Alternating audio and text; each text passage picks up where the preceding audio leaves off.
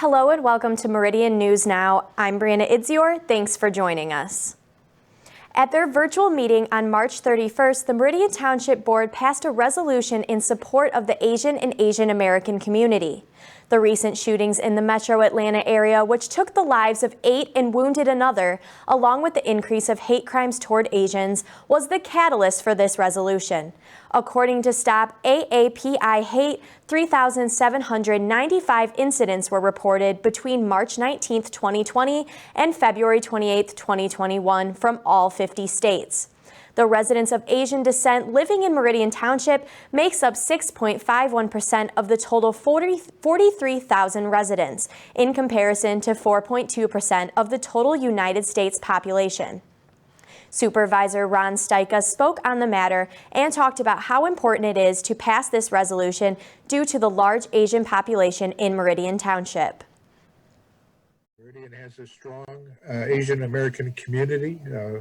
We have a lot of people from that portion of the world that live here, in terms of their ancestry, live here in Meridian Township, and it's important that we make it clear to them how much we support them and their right to be treated as everyone else. One of the township's goals is to promote respect, inclusion, and a welcoming community for people of all races, national origins, and ethnicities. The Meridian Township Board also passed a resolution urging the Michigan Parole Board to deny parole to Donald Miller. In 1977 and 1978, 23-year-old East Lansing resident Don Miller committed a series of murders of 4 young women, beginning with his ex-fiancée. He also raped and attempted to murder a teenage girl and her brother in Delta Township. In order to recover the bodies and bring comfort to the families of the victims, a plea deal was entered, and as a result, he is now eligible for parole. Supervisor Ron Stika spoke on why he opposes this parole. But right now, he's up for parole, and communities throughout the Michigan area, mid-Michigan area, our own police chief and others, and even organizations and citizens within the township and neighboring communities are writing letters and communicating to the parole board saying, do not give an early parole. Let Mr. Miller stay in there as long as his sentence allows him to. So this resolution is short and sweet, comes to the point, and I'm asking that it be adopted and sent to the parole board as quickly as possible. The parole board will be reviewing Don Miller's sentencing sometime in April and will make a decision whether or not he should be granted parole. Governor Gretchen Whitmer raised Michigan's COVID-19 vaccination goal from 50,000 to 100,000 shots per day. The new goal is based on the state's successful efforts to expand equitable and efficient vaccine administration by partnering with private and public organizations in communities across the state, and is made possible by continuous week-over-week increases in the number of vaccines allocated to the state of Michigan. The state is moving closer to its goal of vaccinating at least 70% of Michiganders ages 16 and older as soon as possible. In next week's shipment, the Biden administration will increase the state's direct allocation by 66,020 doses for a total of 620,040 vaccines, a weekly record high for Michigan. The Michigan Department of Health and Human Services is encouraging Michiganders to continue efforts that slow the spread of COVID-19 and to make a plan to get vaccinated as soon as possible. According to Dr. Janae Caldoun, 2.6 million Michigan residents already have their first dose of the COVID vaccine. MDHHS Director Elizabeth Hertel also said that more testing is being done in key populations to try to identify cases early and slow the spread. Testing is being ramped up at nursing homes, schools, and airports. It was recently announced that more than 1.4 million antigen tests have been sent to long-term care facilities. More than 72,000 free tests have been conducted at neighborhood testing sites in socially vulnerable communities. In over 500 school districts, more than 76,000 students, student athletes, and educators in K-12 schools have been tested. Starting April 5th, anyone in Michigan that is 16 or older will be eligible for the COVID vaccine. Vaccine providers may prioritize certain recipients based on their level of exposure, but they are permitted to vaccinate as many eligible people as possible. Pfizer announced today that the COVID vaccine was 100% effective in a clinical trial they conducted with 2,260 adolescents between the ages of 12 and 15. This may mean that those in that age group may be able to get vaccinated before the next school year. It may still take several years for eligible participants to receive a vaccine after the 5th, but Michigan residents are encouraged to be patient as more appointments become available. To schedule a vaccine appointment, try checking the website of the local health department or local pharmacies. Okamus Public Schools recently brought students back inside the classroom with several new protocols in place to continue creating a safe environment for students and educators. HOMTV's Katie Schroeder finds out what plans are in store to keep students learning in person. We're excited to have our in-person students come back. And on March 8th, Okamus Public Schools will start welcoming elementary back. Our kindergarten and first grade students come in. For many of them, this is their first time coming into the building. They've never been in the building before. So we wanted to give them some time before we filled it with all the other students, to give them some time to get used to the surroundings and the procedures. The first transition week will also help other students adjust. We will be doing different tours at our secondary buildings, so at Kenowa and Chippewa in the high school, for our new students or students who are new to the buildings this year. So our 5th and 7th and 9th graders have never been in their building yet. But buildings won't be the only new thing students will have to adjust to. All masks are required throughout the building and throughout school grounds, also on transportation. Reminders throughout the building to maintain that 6 feet of social distancing. Arrows in the hallway to support student direction and student movement in the halls, prevent congregating. So we want students to come into the buildings and not gather in groups. And not all COVID-19 safety measures will be seen. We have added the MERV filters to all of our air units. We're also getting ionization units for those. And so those are things that, might not be as obvious, but those are also things that have been gone into place so that we can really reduce any potential for any spread through the air with particles. In Okamus, Katie Schroeder, HOMTV. Many Michigan schools were racing to increase in-person learning by the March 22nd deadline to receive more COVID-19 relief money. Earlier this month, the Hazlet Public School Board voted to increase in-person learning from 5 hours a week to 20 hours a week. A bill was recently introduced by Democratic members of the Michigan Senate to pause standardized testing. Testing was suspended last year as a result of the pandemic, but is set to continue this year by the order of the U.S. Department of Education. The Democrats proposing this bill find it unfair to punish students for the lack of content retention during these hard times. So far, there have not been any decisions to pause standardized testing for this year. We will continue to follow this story as it develops. COVID-19 ended high school sports seasons early in 2020 and continues to impact seasons this year. Student athletes are especially feeling the effects of the pandemic on their athletic careers. HOMTV's Isabella Martin spoke with Brian Fuller, Okamus High School's athletic director, about the challenges student athletes have faced this year. One of the issues with track and some other sports is the participation numbers. We're just not able to have all of the kids that might traditionally come out for track. Same like we had with some other sports this fall and winter, where because of social distancing requirements, because of limits of competition realities, we ended up in a spot where we can't have limitless kids coming out like they might otherwise, because there's no events for them. There's no opportunities for them to compete. Some of the precautions taken to ensure the safety of athletes and spectators are mask wearing, social distancing, and limiting the amount of spectators allowed at sporting events. The Michigan Department of Health and Human Services is offering a free testing program for Michigan schools and non-school affiliated sports organizations who are required to offer testing to student athletes, coaches, and support staff. Michigan Safer Sports provides training guidance and rapid antigen testing materials to those who sign up and agree to the program requirements. This program is for student athletes aged 13 through 19, as well as support staff participating in contact and non-contact athletic activities. Once training is complete, personnel from the schools or sports teams will be able to administer tests on site using rapid antigen tests. At the moment, weekly testing is required for those aged 13 through 19 who participate in sporting events, with additional testing being required for contact sports that don't use masks. For more information, visit the website at the bottom of the screen. After the long closure of sports programs in Meridian Township, the Parks and Recreation Department has opened registration for youth and adult sports. There will be strict protocols in place for the players and spectators. Both groups will be required to wear masks for the duration of the games. And for youth sports, only 2 spectators are allowed per child. HOMTV's Caroline Miller spoke with Mike Devlin, the Parks and Recreation Specialist for Meridian Township, to talk about how he feels to see the sports programs resume.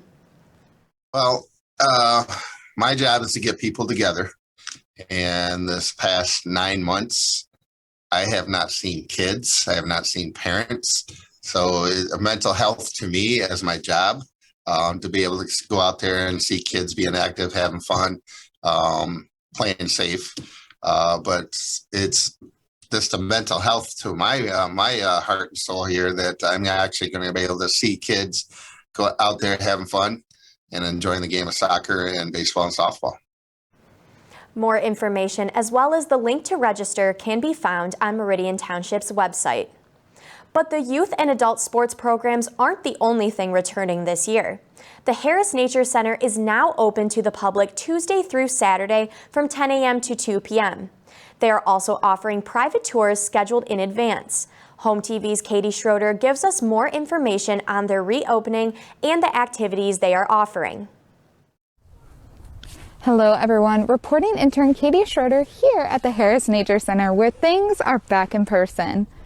Starting this month on March 19th, Chipmunk Storytime will be back in person, costing $5 per child.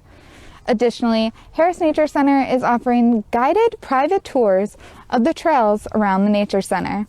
Those can be scheduled Monday through Friday, 10 a.m. to 4 p.m. To schedule a tour or for more information on what's happening here at the center in person, visit Meridian Township's website and then head to the Harris Nature Center page. Anyone entering the building must wear a mask at all times. For the most up-to-date information on the Harris Nature Center, make sure to visit Meridian Township's website or the Harris Nature Center Facebook page. Michigan State University will be holding its annual Science Festival virtually throughout the entire month of April, and the Harris Nature Center will be presenting wildlife encounters with their permanent resident wildlife to local school classrooms who sign up for the program. The students will learn about Michigan native reptile species and the reason why those animals are non-releasable. Students will also be able to virtually go inside the hawk or crow cage with a naturalist for an up-close look at the different birds. Students will be able to ask the naturalist questions that will be answered at the end. To sign up, teachers can contact the Harris Nature Center at hnc@meridian.mi.us or at 517-349-3866.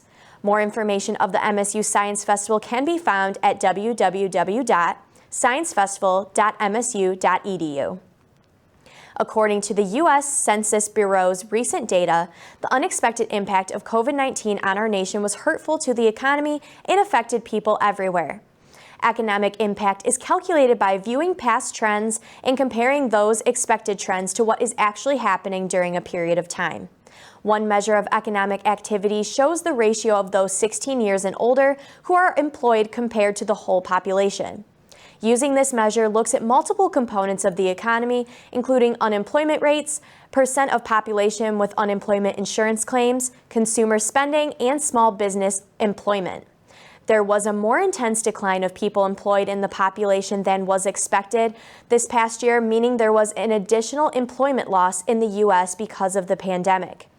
In April 2020, the percentage of those employed was 51.5%, when historical trends had predicted it to be 61.3%. Hopefully, as the spread of COVID-19 slows and businesses get back into their normal swing, the employment numbers will get back to what they used to be. The Greater Lansing Convention Visitors Bureau and Lansing Chamber hosted a virtual roundtable discussion today regarding the much-awaited Restaurant Revitalization Fund. The $28.6 billion Restaurant Revitalization Fund, part of the Biden administration's $1.9 trillion American Rescue Plan Act, will offer direct grants to restaurants and other qualifying food businesses, providing urgent relief to ailing establishments. Eligible businesses may receive a tax-free federal grant that is equal to the amount of its pandemic-related revenue loss, which is calculated by subtracting the business's 2020 gross receipts from its 2019 gross receipts. Further questions can be directed to the Meridian Township Neighborhood's Economic Development Director, Amber Clark, at meridian.mi.us or at 517-853-4568. A former Value Tire will soon be a place to grab a bite to eat. Joe's on Jolly will be a new pub coming to Jolly Road in Okamus. I had the chance to check out the site and see the progress of the restaurant. Take a look.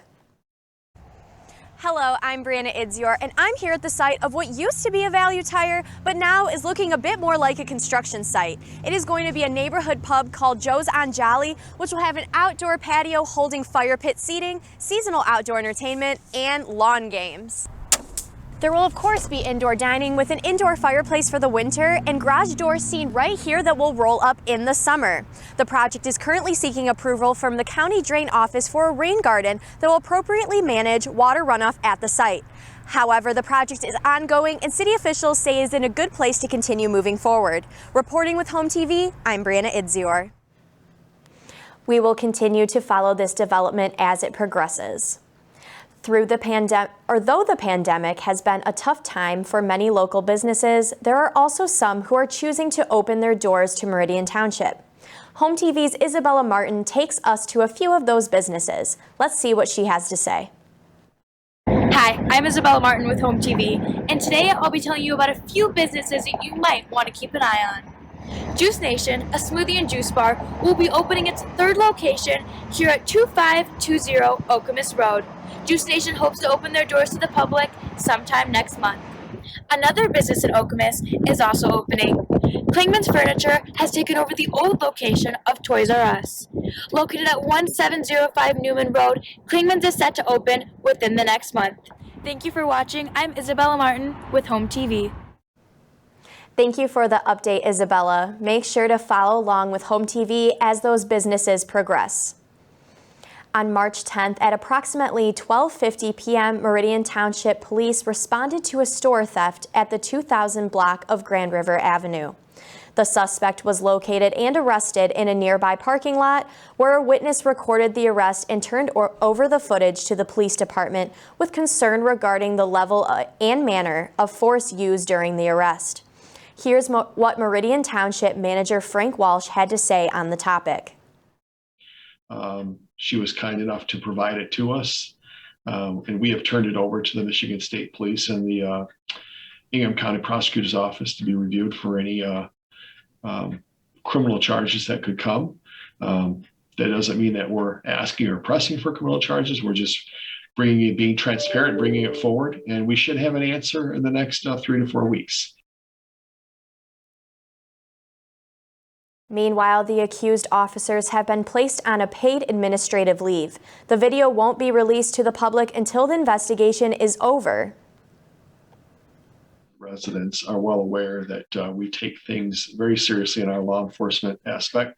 We have a track record of that, and this is no different. We'll be open, we'll be transparent, and we'll let the process play out. And then, like in any other case, we'll deal with the situation that's before us. We are committed to providing outstanding and safe law enforcement protection of this community. And our department our state accredited department has a good record of that. That doesn't mean that mistakes are not made, and we will handle this accordingly. The investigation is still ongoing and no more information has been released yet. This winter, the Meridian Township Fire Department traded fighting fire for fighting ice with several trainings to practice ice safety. HOMTV's Katie Schroeder has the story. The Meridian Township Fire Department conducted a variety of trainings last month. For 2021, we made a point of getting out on the ice. It's something we try to do due to we have a lot of water here in Meridian Township. First, before the warm weather hit, firefighters spent 6 days on the ice. We practice techniques of self-rescuing ourselves and practice actually rescuing somebody out of the ice and getting them out of the water onto the ice. Firefighters wore ice rescue suits to plunge into the pond across from the marketplace on the green venue for practice. I always tell them, go behind them, grab a hold of them, give them a bear hug, give the signal, and we'll just pull them out. Go. Meridian also worked with other local departments to conduct fire scenario trainings at a vacant Burger King in Holt.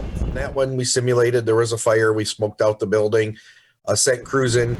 The firefighters were split into teams. We had the 3 positions, fire attack, then we had a search group for a report of a person trapped in the building. And rotated between 3 positions during the scenario. And we also activated a RIT team, which is a rapid intervention team, so that if there's a mayday that occurs or a firefighter goes down inside of a structure, we could rapidly deploy a team in. Meridian Chief of Training Bill Priest said training with other departments is important. If we have a big fire out here, we're going to have multiple agencies. East Lansing, Delhi, Mason Fire, they're all going to be coming to help. And so anytime we can all get together and train together is always a benefit. The firefighters learn together, determining strategies, tactics, how we're going to handle a situation. And from each other. Everybody, brings their own personal experiences and skills, knowledge, and abilities. And so when we can get everybody together, we can learn from each other. No matter what the training is. We can make mistakes, we can learn from them. Maybe that's not the best way to carry it. The scenarios help the firefighters grow. We can build from them and make better processes that way. And I think that's what we always try to do at all of our trainings. And keep them on their toes. Oh, yeah. We have to be prepared and be able to effectively still carry out the mission and the job and handle whatever situations put in front of us. In Meridian Township, Katie Schroeder, HOMTV. And even though the days of ice are behind us, the fire department still made it a goal of theirs to get out on the ice as much as possible.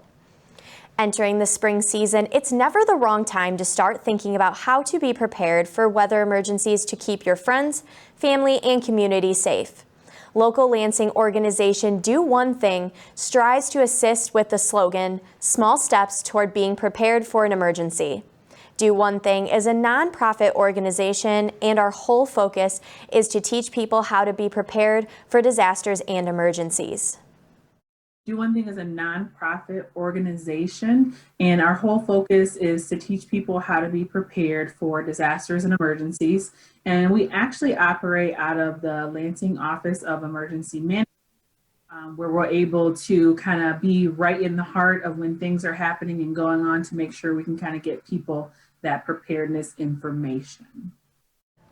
Do One Thing has a 12-month program that aims to assist in preparation for these winter emergencies and offers a goal for each month. The goal for this month is sheltering, which includes making a go bag for emergency sheltering. For iPhone users, there is a Do One Thing app with all the different tips each month for the 12-month program. The Meridian Township Fire Department issued a burn ban on Thursday, March 18th that was just recently lifted. However, there are still some things residents should know before taking part in any recreational or open fires. The Meridian Township Fire Department reminds residents that they must have a burn permit on file with the fire department in order to conduct any recreational or rural residential burning. Burn permits are valid for 1 year at no cost. The purpose of the recreational fire pit is to cook food or to gather around for ceremony or pleasure and is a below ground level hole with non-combustible sides that can contain a fire. Most properties in the township are eligible only for a recreational fire permit due to the zoning and size of the parcel. Properties zoned rural residential and over 1 acre in size are eligible for both permits. Open burning is limited to only those materials that grow on the lot. For questions or concerns, please contact the Meridian Township Fire Department's non-emergency number at 517-853-4700. If it is an emergency, please dial 911. Recreational fire permit registration can be done online at the link on your screen. Meridian Township will hold a special election on Tuesday, May 4th, 2021 for voters in the Okamus Public School District to vote on 2 school proposals. Polls will be open from 7 a.m. to 8 p.m. The Town Hall room of the Meridian Township Municipal Building is now open for election services. Residents can register to vote, change their voter address, request an absentee ballot, early vote, drop off a completed absentee ballot application, and drop off a voted absentee ballot. The 24-hour drop boxes outside the municipal building are also available for residents to securely drop off absentee ballot applications as well as voted absentee ballots. To register to vote in the special election, you can go online to the Secretary of State's Michigan Voter Information Center, or you can register in person at the Township Clerk's office at 5151 Marsh Road in Okamus. For more information about this upcoming election, please visit the Township website at www.meridian.mi.us/elections. Before the May 4th special election, I had the chance to sit down with Meridian Township Clerk Deborah Guthrie to talk about how she plans to hold a safe and accurate election. Here's what she had to say.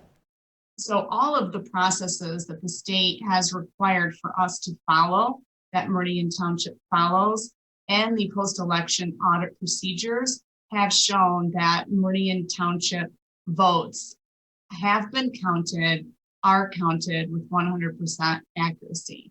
There will always be, a couple of issues here or there, but as far as fraudulent activity, it doesn't exist. You can watch my full interview with Clerk Guthrie on HOMTV's YouTube. There are 2 proposals on the upcoming May 4th special election in Meridian Township. As a reminder, this election is only for residents living in the Okamus School District. The first ballot proposal is an operating millage renewal for Okamus Public Schools. HOMTV's Ben Grechko spoke with Okamus Superintendent John Hood about what this millage will cover. Voters have the option every so many years to renew this millage. It's 18 mills, which is a significant, generates significant funding for school districts. And the state kind of assumes that districts have this 18 mills passed to help establish the budget. The last time we did that was in 2007, and it's up for renewal again this year. The second proposal deals with the sinking fund for Okamus Public Schools. Here's what Superintendent Hood had to say about the sinking fund millage. The second one is the Building and Site Sinking Fund, which is a different fund. That's a fund that I think this will be our second renewal maybe with taxpayers. It's 10 years long, and it's used for to alleviate the general fund of other expenses the district may have, but it's got classified categories in which we can spend it. So we can spend it for upkeep and maintenance of district buildings and other things like security and technology, which is a new addition to this with recent legislative changes that allow us to expand the use. And it really just alleviates the general fund, the fund that our curricular programs come out from having to spend that on those types of items. The full interview with Superintendent Hood can be viewed on HOMTV's YouTube. With the upcoming special election on May 4th, Precinct 10 and 15 will change voting locations to better accommodate voter accessibility. HOMTV's Kwaiko Achini has more. Polling locations for the upcoming May 4th special election have made changes. Precinct 10 will now be voting at Wardcliff, while Precinct 15 will be voting here at Kanawha Middle School in the gymnasium. This is to better accommodate voters. This has been Kwaiko Achini, HOMTV. All voters in those precincts have been sent notices about the new polling locations. For the most up-to-date information on the May 4th special election, visit the Meridian Township website. March is Women's History Month, and HOMTV has been honoring the women in their community all month long by conducting interviews with the female department leaders of Meridian Township. HOMTV's Isabella Martin had the chance to talk with Amber Clark, Meridian Township's Neighborhoods and Economic Development Director, about being a female leader in the township. Let's take a look. What does it mean to be a female leader in this position, especially in Meridian Township? There are not very many female leaders in government. I previously participated in Michigan Municipal League's female women's leadership program called 1650. And it's called 1650 because only 16% of women are leaders in municipal government in Michigan. When you know that we make up roughly half the population, that's kind of telling as far as an industry. To view the full interview with Amber, as well as the other female department heads, make sure to visit HOMTV's YouTube. Thanks to grant funds and millage monies, Meridian Township is working with several organizations to develop the MSU to Lake Lansing Trail. This trail system will extend all the way from MSU's campus and the Community Music School on Hagedorn to the Ingham County parks around Lake Lansing. The trail will be constructed in 3 phases. Phase 2 is already set for construction this year and will go from Grand River Avenue to Marsh Road. Phase 1, which lines up to the MSU trail behind the East neighborhood, is expected to be funded at the end of this year and will start construction next year. Finally, Phase 3 is anticipated to be funded next year with plans for 2023 construction and will connect from Marsh Road to Lake Lansing County's county parks north and south. The Ingham County Road Department will be replacing 2 existing bridges over the Red Cedar River with 1 single bridge, though the project isn't supposed to start until later this year or early 2022. The signal work at Okamus and Mount Hope roads is scheduled to occur sometime this year. The Ingham County Road Department will be replacing these 2 existing bridges on Okamus Road. A single combined bridge will be built, along with drainage and road improvements being done as well.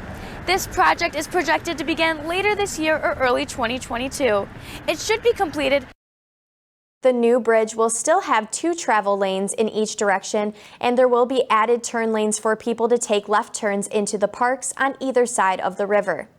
This new bridge will also include non-motorist paths for pedestrians to cross the river and another underneath the bridge that connects Wanch and Ferguson parks.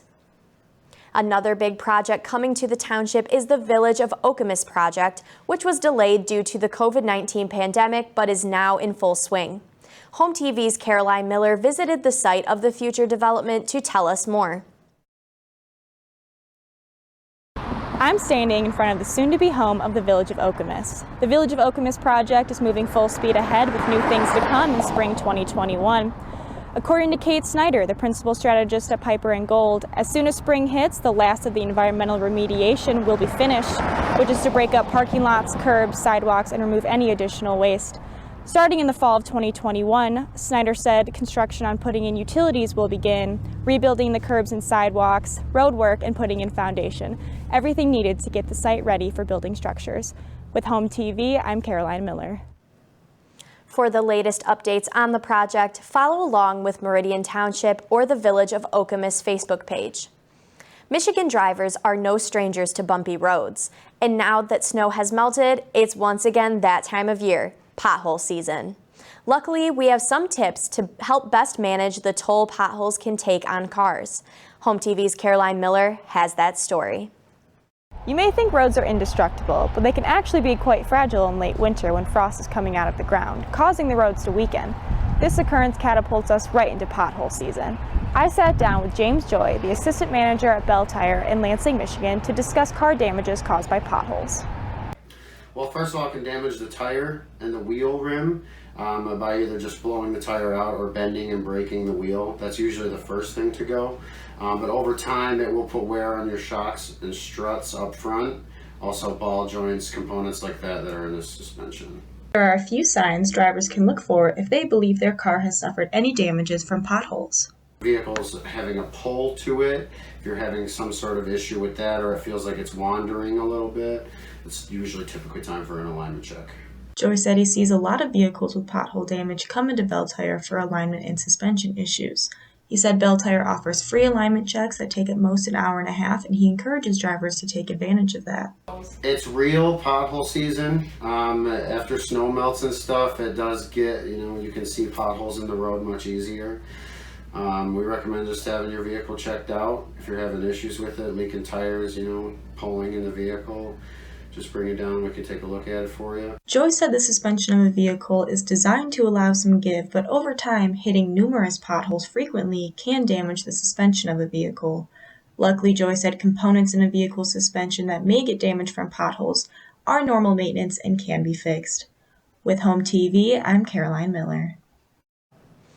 Thank you for the tips, Caroline. Once again, Bell Tire offers free alignment checks if any Michigan drivers would like to take advantage. To help Meridian Township families in need, Meridian Cares was established in 1985 as a way to help residents make rent, pay, utilities, or buy essential care items needed to survive. This can be done by direct financial assistance to those who need it or by providing referrals to the appropriate program that will be able to help them. And with the COVID-19 pandemic in full swing, Meridian Cares has continued to help families in a variety of ways. HOMTV's Caroline Miller spoke with Darla Jackson, the Human Services Specialist for Meridian Township, about where people can call if they need assistance. That can be very trying for people that are trying to get help because they don't always know where to get the help. Some people will go to food banks. Some people will just call churches. Some people call 211. The best way to go about things, if you don't know where to start at all, is to call 211. More information about Meridian Cares can be found on the Meridian Township website. Anyone is welcome to make donations to the program that will directly benefit residents in need. That's all for today's show of Meridian News Now. Remember, you can stay up to date with Township news by following us on Facebook, Twitter, and of course, HOMTV.net. I'm Brianna Idzior. Thank you so much for watching and have a great day.